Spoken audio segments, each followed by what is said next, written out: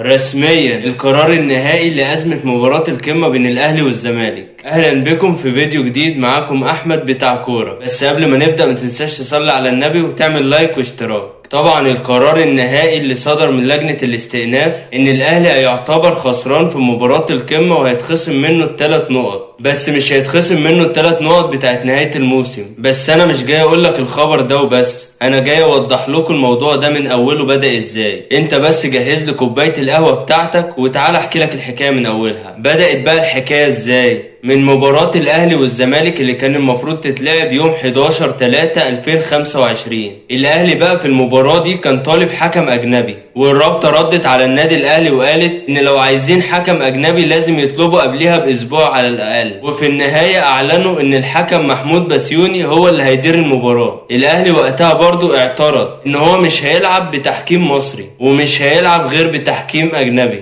لحد ما جه يوم المباراة والاهلي وقتها قال انا مش هروح المباراة، وفريق الزمالك راح المباراة لوحده هو وطاقم التحكيم. بعدها رابطة الاندية اعتمدت ان الاهلي منسحب من المباراة، وقالت ان القانون بيقول ايه؟ ان المنسحب يعتبر خسران 3-0 وكمان هيتخصم منه 3 نقط اخر الموسم. الاهلي يسكت بقى؟ لا طبعا ما سكتش. امال عمل ايه بقى؟ راح بسرعة لجنة التظلمات تشتكي ويودي اوراق تثبت ان ليهم حق ما يلعبوش، وده طبعا لان هم طلبوا حكم اجنبي وده ما حصلش. قامت لجنة التظلمات اصدرت ان مفيش حاجة هتتخصم من النادي الاهلي لانه ليه حق فعلا. الزمالك هيسكت؟ برضه ما سكتش وراح للجنة الاستئناف، عمل استئناف ضد قرار لجنة التظلمات، وبرضه ودى اوراق تثبت ان هم ليهم حق وان المفروض يتطبق اللائحة ويتخصم من الاهلي. لجنة الاستئناف بقى عملت معاه وقالت ان هي هتقرر القرار النهائي الخاص بالموضوع في الميعاد ده، وفي وقت الجميع كان منتظر القرار النهائي لانهم بيقولوا ان احنا هنأجل ليوم 15/5/2025. ليه يا عم؟ احنا مستنيين. قالت بقى انه سبب التأجيل ان الاوراق اللي جت من رابطة الاندية مش كافية، وفي الميعاد الجاي هنعوز رئيس رابطة الاندية يكون موجود قبل صدور القرار النهائي. وجي بقى يوم 15/5، اليوم اللي كله منتظره وكله محتار بين هل الاهلي هيتخصم له ال3 نقط من المباراة اللي انسحب منها وكمان 3 نقط في نهاية الموسم، ولا الاهلي ما يتخصملوش. جه بقى القرار النهائي للجنة الاستئناف بشكل رسمي، وكان القرار واحد: هيعتبر الاهلي خسران في المباراة وهيتطبق عليه قانون الانسحاب، انه خسران من الماتش 3-0.